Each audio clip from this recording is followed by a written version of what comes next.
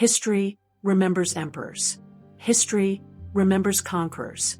But history was also shaped by women, who fought with words, strategy, resistance, and courage. Exiled priestesses, warrior queens, writers, rebels, women who refused to disappear. This is not mythology. These women were real, and their choices changed the world. Stay until the end, because some of the most powerful revolutions in history began quietly.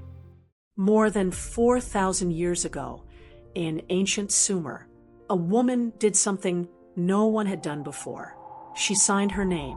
Her name was Enheduanna, writing in cuneiform more than 1,500 years before Homer.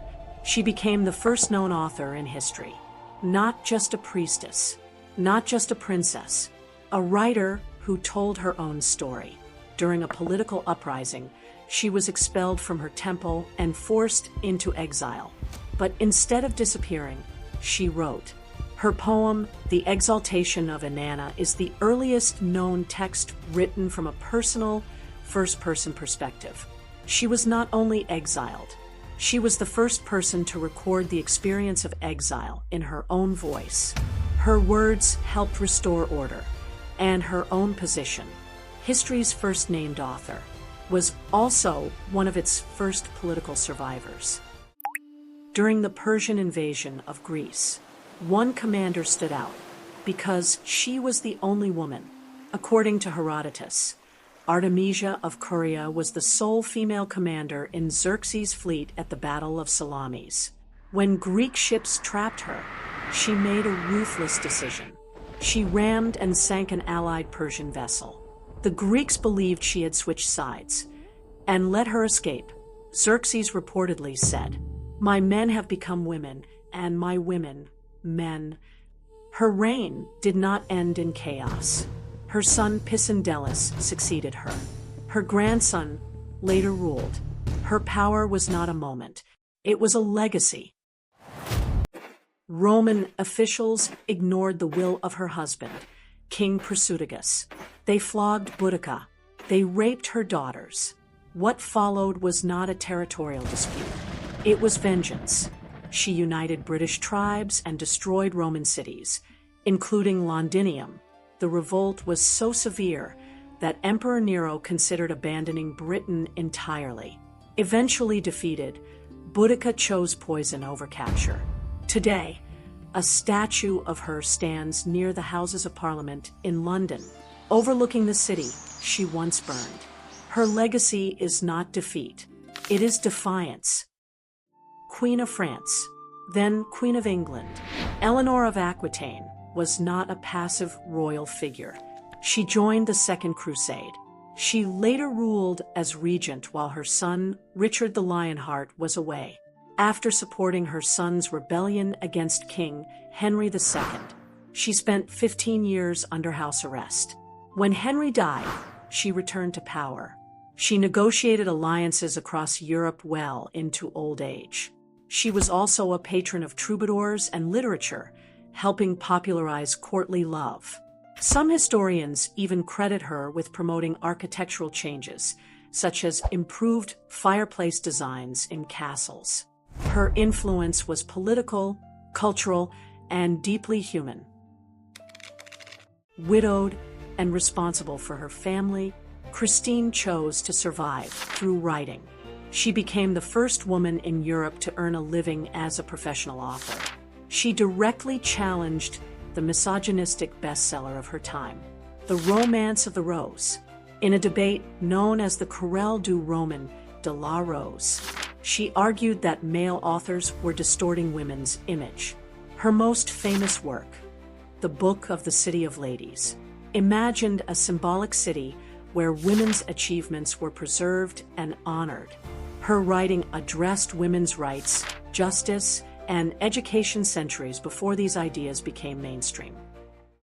While medieval Europe debated whether women even had souls, in North America, a powerful confederacy already existed where women shaped political decisions.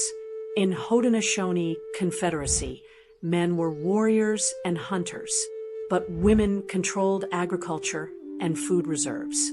Corn, beans, and squash, the famous Three Sisters. If men decided to go to war without approval, clan mothers could simply lock the grain stores. No food meant no army. This was not rebellion. It was constitutional authority. Power did not always belong to those who fought. Sometimes it belonged to those who sustained life. In the 17th century, religion was not just belief. It was law. It decided where you could live, what you could say, and sometimes whether you lived at all. Mary Dyer was an English Puritan who became a Quaker after moving to the Massachusetts Bay Colony. Quakers believed that every person could have a direct relationship with God. To the Puritan authorities, this was dangerous. They banned Quaker preaching. They expelled believers. And eventually, they made it punishable by death. Mary Dyer was banished from the colony more than once. Each time, she returned, not because she wanted martyrdom, but because she believed silence would mean accepting injustice. In 1659, she was sentenced to death. At the last moment, she was reprieved. But 1 year later, she returned again. In June 1660, Mary Dyer was hanged on Boston Common. Witnesses later wrote that she walked calmly to the gallows.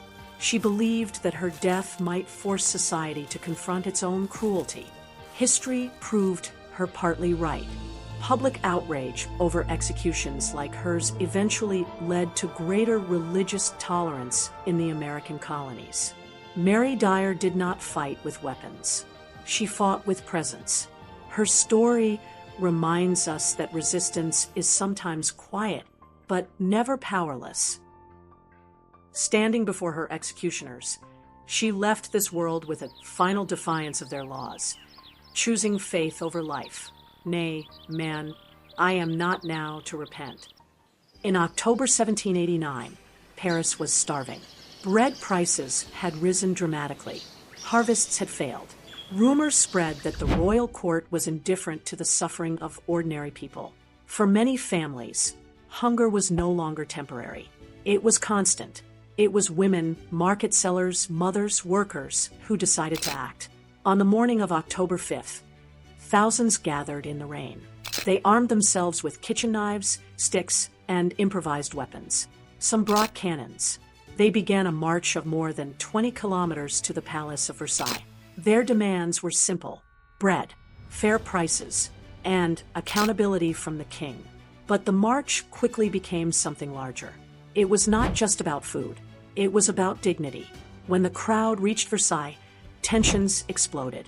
Violence broke out inside the palace. Royal guards were killed. Eventually, King Louis XVI was forced to leave Versailles and move to Paris, effectively becoming a prisoner of the revolution. This moment changed history. Power shifted from palace to people. And at the front of that turning point were women who refused to watch their children starve. The March on Versailles showed that revolutions are not always led by generals or politicians. Sometimes they begin with hunger, and with those who can no longer endure it. In January 1917, women became the first group to picket the White House. They stood silently with banners, directly challenging President Woodrow Wilson, known as the Silent Sentinels.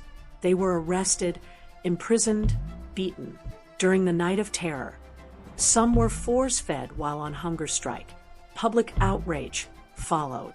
By January 1918, Wilson announced support for women's voting rights. Their suffering helped change law. Their silence changed politics. In Nazi Germany, conformity was expected. Resistance meant death. At just 21, Sophie Scholl chose resistance. She distributed pamphlets condemning Nazi crimes, using her pen as a weapon. She broke traditional expectations of women's passivity. She was arrested and executed. Her final words: "What does my death matter? if through us thousands of people are awakened and stirred to action. Her courage was intellectual, her legacy moral. In October 1975, 90% of Iceland's women stopped working. At offices, at factories, at home. Schools closed. Phone systems slowed. Fish processing plants shut down. The country nearly stopped functioning. 1 year later, Iceland passed the Gender Equality Act. 5 years later, it elected the world's first democratically chosen female president, Vigdis Finnbogadóttir. Change did not come from violence. It came from collective absence. These women did not wear capes. They wore exile, chains, responsibility, hope. History is not only shaped by conquest. It is shaped by those who refuse silence. Remembering the past means remembering them.